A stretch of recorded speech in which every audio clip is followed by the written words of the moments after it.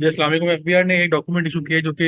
जितने भी कमिश्नर्स हैं एलटीयू कराची की जुरिसडिक्शन में फॉल करते हैं उनको लेटर इशू किया गया और ये एक इंटरनल डॉक्यूमेंट है for arranging a seminar with CFO of the companies. अब इस जो सेमिनार है ये बेसिकली जो लोग सेल्स टैक्स में रजिस्टर्ड हैं उनकी सीएफओ के साथ अरेंज किया गया और ये 14 अक्टूबर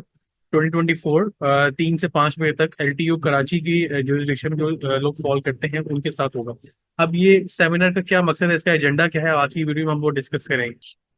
जी, जैसे कि आपको याद होगा मार्च 2024 में एक एसआर आया था, एसआर 350, जिसमें फेक इनवॉइसेस का इशू किया गया था और उसमें जितने भी फ्लाइंग या फेक इनवॉइसेस इशू की जाती हैं और इनपुट टैक्स क्लेम किया जाता है एनेक्जर ए के अंदर रिगार्डिंग जो भी एक परचेजेस बंदे ने की होती है, कंपनी ने की होती है एक महीने में। उसमें काफी इनवॉइसेस ऐसी होती हैं जिनके अगेंस्ट इनपुट टैक्स क्लेम हो जाता है और लेकिन सप्लाई चेन में उनकी जाके फर्दर एफबीआर को पेमेंट नहीं होती और रेवेन्यू का लॉस होता है। इसकी वजह से एसआर 350 में इस चीज को कंपलसरी कर दिया था कि जब तक सप्लायर अपनी रिटर्न सबमिट नहीं कर देगा पेमेंट के साथ, आपका जो बायर है, जो कस्टमर है, जो चीज परचेज कर रहा है, उसको उस इनपुट टैक्स का क्लेम नहीं मिलेगा। अब ये एक फर्दर इस पे डेवलपमेंट है जिसमें सीएफओस को इन्वॉल्व किया जा रहा है कि जो सेल्स टैक्स रिटर्न्स फाइल होती है मंथली बेसिस पे, जो लोग सेल्स टैक्स में रजिस्टर्ड हैं उनके सीएफओस को एक एड्रेस किया जा रहा है कि जो भी sales tax return monthly file होगी उसकी जिम्मेदारी सीएफओ की है और सीएफओ मंथली बेसिस पे एक एफिडेविट साइन करके देगा टू द एफबीआर, जो कि हर महीने साइन किया जाएगा, जिसके अंदर एक कंफर्मेशन होगी कि जो भी इंफॉर्मेशन इसमें आ रही है वो to the best knowledge of the CFO वो ट्रू है और उसमें कोई फेक या फ्लाइंग इनवॉइसेस नहीं है। अब जो जो भी एक गलत रिटर्न फाइल होगी या जो एफिडेविट के ऊपर साइन करेगा बाद में उसको मसला निकलेगा तो उसके अगेंस्ट क्रिमिनल प्रोसीडिंग इनिशिएट की जा सकती है। जैसे कि ये एक मैसेज है जो कि डिफरेंट व्हाट्सएप ग्रुप के अंदर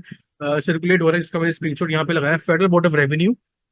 Chairman Rashid Mahmood has categorically conveyed to the chief financial officers of companies not to approve fraudulent sales tax returns to avoid criminal proceedings against them. We will initiate criminal proceedings against the CFOs of the companies involved in signing the approval of fraudulent sales tax returns. He said the CFOs have to give affidavits that monthly sales tax return have been duly approved by them. इसके अंदर clearly mention किया गया criminal proceeding जो है वो arrange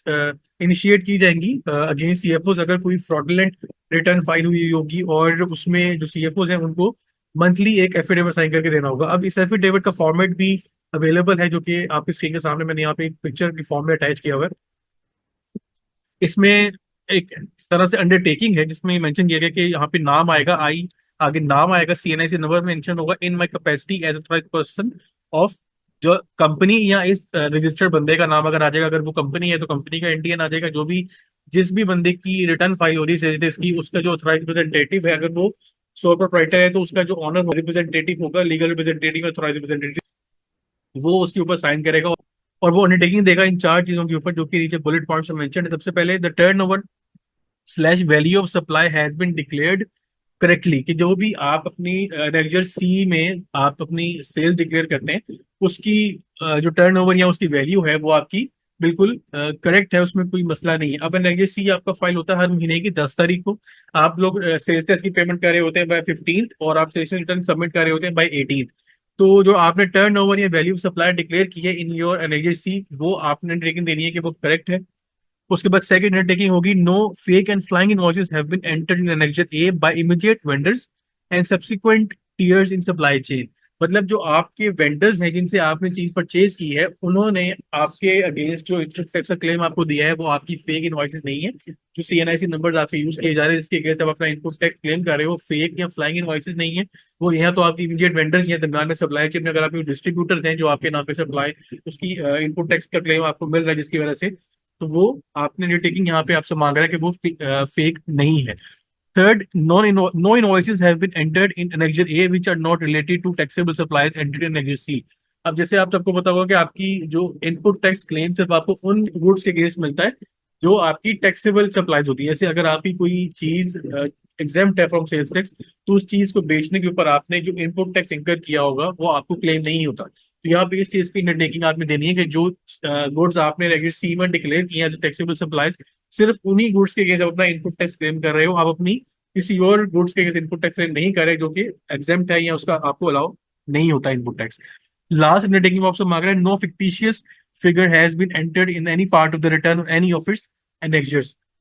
अब ये एक जेनेरिक अंडरटेकिंग है, मतलब ऊपर एक स्पेसिफिकली उसने डिफरेंट एनेक्जर्स का रेफरेंस देके बात की है, एंड पे आगे वो बात करे कि आपने पूरी रिटर्न में जितने भी एनेक्जर्स में जो भी डाटा प्रोवाइड किया है उसके अगेंस्ट कोई भी अगर फिक्टिशियस डाटा है वो आप उसकी अंडरटेकिंग दे रहे हैं कि उसमें कोई फिक्टिशियस डाटा मौजूद नहीं है, और कल को अगर कोई उसमें मसला निकलेगा फ्रॉडलेंट, अगर आपने कोई फिक्टिशियस नंबर रिपोर्ट किया होगा, तो फिर आपके जो भी बंदा साइन करेगा, यूजली सीएफओ साइन करेंगे, या अगर सीएफओ नहीं है तो उस कंपनी का ऑनर साइन करेगा, और वो उसके अगेंस्ट फिर क्रिमिनल प्रोसीडिंग स्टार्ट हो सकती है। सेकंड पॉइंट में वो एक फर्दर अंडरटेकिंग आपसे ले रहा है कि अगर इस जो भी आपने ऊपर चीजें मेंशन की हैं उसके अगेंस्ट वो एफिडेविट दे रहा है कि मैंने ये चीजें सारी रिव्यू कर ली और मैं खुद से साइन कर रहा हूँ, और कल को इसमें मसला निकलता है, I will be responsible, I am fully Cognizant of the swear legal consequences. Cognizant का मतलब होता है कि आप फुली अवेयर हैं कि अगर आपको कोई स्वेयर लीगल कॉन्सिक्वेंसेज फेस करने पड़ेंगे तो आप उसकी जिम्मेदारी ले रहे हैं, including but not limited to arrest under section 37A and imprisonment up to 10 years। क्या आपको वो पहले अरेस्ट कर सकते हैं, और क्योंकि एफबीआई के पास कोई इन्फॉर्मेशन होगी कि आपने फेक इनवॉइसेस इशू किए हैं या आपने इनपुट टैक्स गलत क्लेम किया है,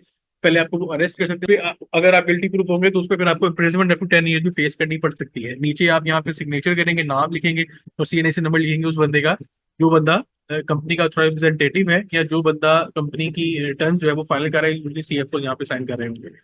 तो एक नया एक प्लान है एफबीआर का, जिसमें वो फेक इनवॉइसेस को कंट्रोल करने के लिए किया जा रहा है कि रिस्पॉन्सिबल ठहराया जा रहा है एक बंदे को, कि अगर कोई मसला निकलेगा तो हम किस बंदे को कंपनी में या बिजनेस में जो लोग होंगे जो रिटर्न फाइल करते हैं उस पर हम रिस्पॉन्सिबल ठहराएंगे। और वो फुली उनको पहले इन्फॉर्म कर रहे हैं, इन्फॉर्म एक सेमिनार भी अरेंज किया है, जो कि कल जो कि आज से 2 दिन बाद अरेंज किया गया एलटीओ कराची की जुरिसडिक्शन के अंदर। उसके बाद हो सकता है डिफरेंट जो एलटीओ और हैं, जैसे लाहौर का एलटीओ है और डिफरेंट रीजन में है, उसके अंदर भी ये आगे सेमिनार्स अरेंज हो, और टाइम बाय टाइम एफिडेविट्स हर महीने सीएफओ जो है वो साइन करके देंगे। तो ये रिसेंट अपडेट थी regarding new development of fake invoices ने अभी कंट्रोल करना चाह रहा है रेवेन्यू लॉस जो कि उसको सप्लाई चेन के अंदर होता है। इंशाल्लाह नेक्स्ट वीडियो नेट टॉपिक पर डिस्कशन होगी। अपने याद रखिएगा। अल्लाह हाफिज़।